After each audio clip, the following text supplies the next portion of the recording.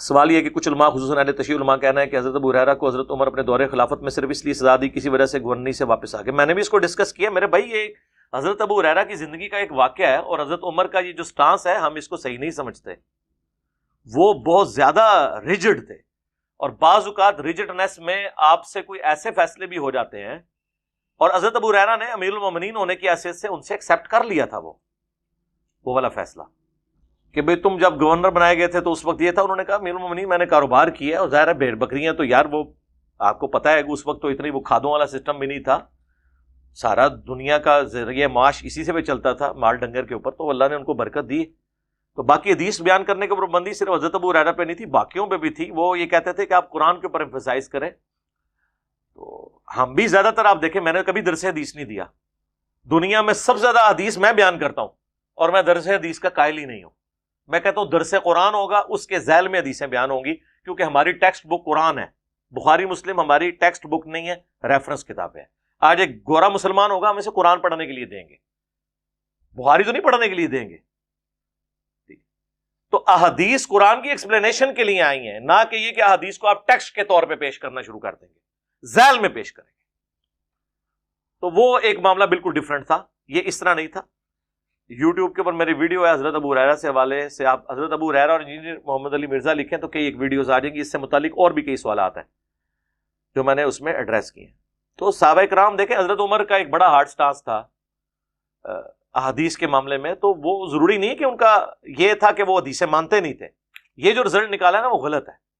دیکھیں بخاری مسلم میں حدیث ہے, حسان بن ثابت مسجد میں اشعار پڑھ رہے تھے, امیر المومنین تھے اس وقت حضرت عمر رضی اللہ تعالیٰ عنہ, وہاں سے گزرے, ان کو دیکھا یوں کر کے. انہوں نے کہا مجھے یوں نہ دیکھ, تجھ سے بہتر شخصیت مسجد میں ہوتی تھی اور میں ان کو نعت یا اشعار سنایا کرتا تھا.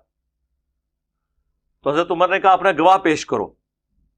انہوں نے کہا یہ ابو ہریرہ بیٹھے ہیں میرے پاس.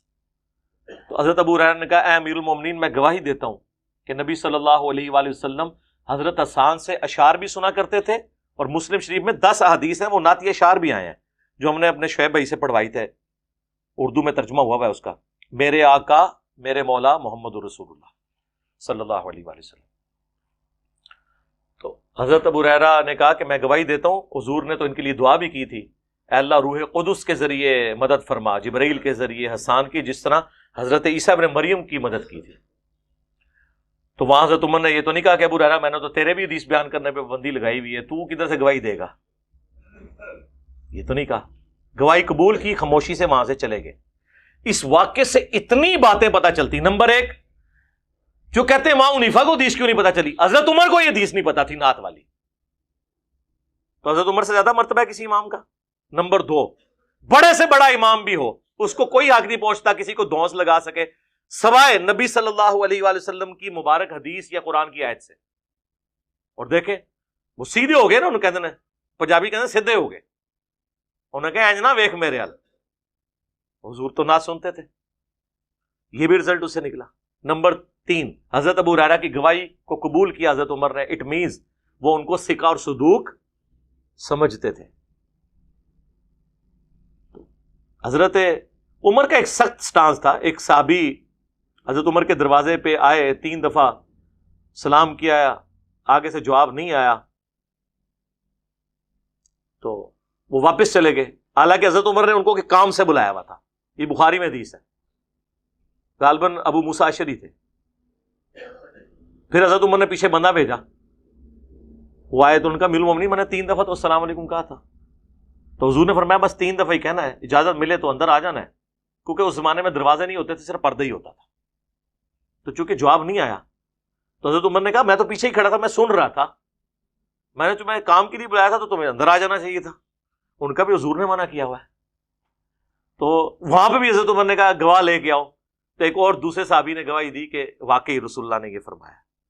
اب امیر المومنین انہیں یہ حدیث پتہ ہی نہیں تھی, اور یہ نہیں ہوا کہ جب حدیث کی تصدیق ہو گئی ہے تو حضرت عمر نے انکار کر دیا, ایسے بھی نہیں ہوا.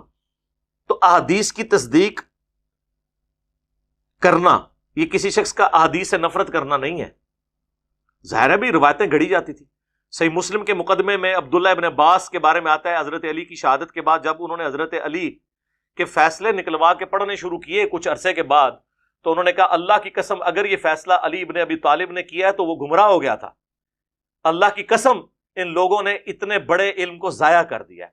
حضرت علی کی شہادت کے بعد انہوں نے چیزیں خود سے اس میں داخل کر دی۔ یہ امام مسلم مقدمے میں صحیح مسلم کے اندر لے کے آئے ہیں۔ حضرت علی کی شہادت کے بعد ہی ان کے ساتھیوں میں گھسے ہوئے لوگوں نے ان کی طرف غلط باتیں منسوب کر کے ان کے فیصلوں میں شامل کر دی۔ اور کون کہہ رہا ہے؟ ابن عباس کہہ رہے ہیں کہ اگر یہ علی نے بھی فیصلے کیے ہوتے وہ گمراہ ہو جاتا، یہ علی اس طرح کی بات کر ہی نہیں سکتا۔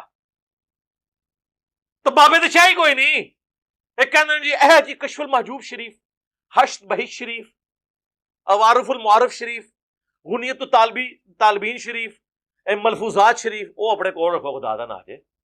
یہ تو ابن عباس، پھر ہم بھی وہی کہتے ہیں جو ابن عباس نے کہا تھا کہ اللہ کی قسم اگر یہ کتابیں ان بزرگوں نے لکھی تھی تو وہ بھی گمراہ ہو گئے تھے۔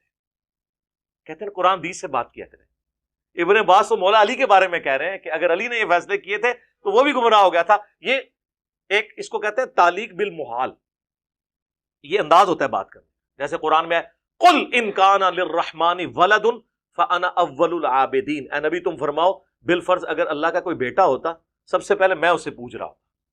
بھئی لم یلد ولم یولد کے بعد اس آیت کی کیا ضرورت تھی قرآن میں؟ سمجھانے کے لیے کہ اگر میں عیسیٰ ابن مریم کو نہیں پوچھ رہا نا، اٹ مینز کہ وہ رب نہیں ہے۔ اسے کہا جاتا ہے تعلیق بالمحال۔ سورۃ الاعراف میں آیا کہ منافقین اور کافر اس وقت تک جنت میں داخل نہیں ہوں گے جب تک کہ سوئی کے ناکے سے اونٹ نہ گزر جائے۔ اب اس کا کوئی مطلب نکالے کہ قیامت والے دن اللہ تعالیٰ سوئی کے ناکے سے اونٹ گزارے گا، چونکہ وہ گزار سکتا ہے، اور سارے کافروں کو جنت میں بھیج دے گا؟ نہیں، اللہ نے اپنے ریفرنس سے بات نہیں کی ہے۔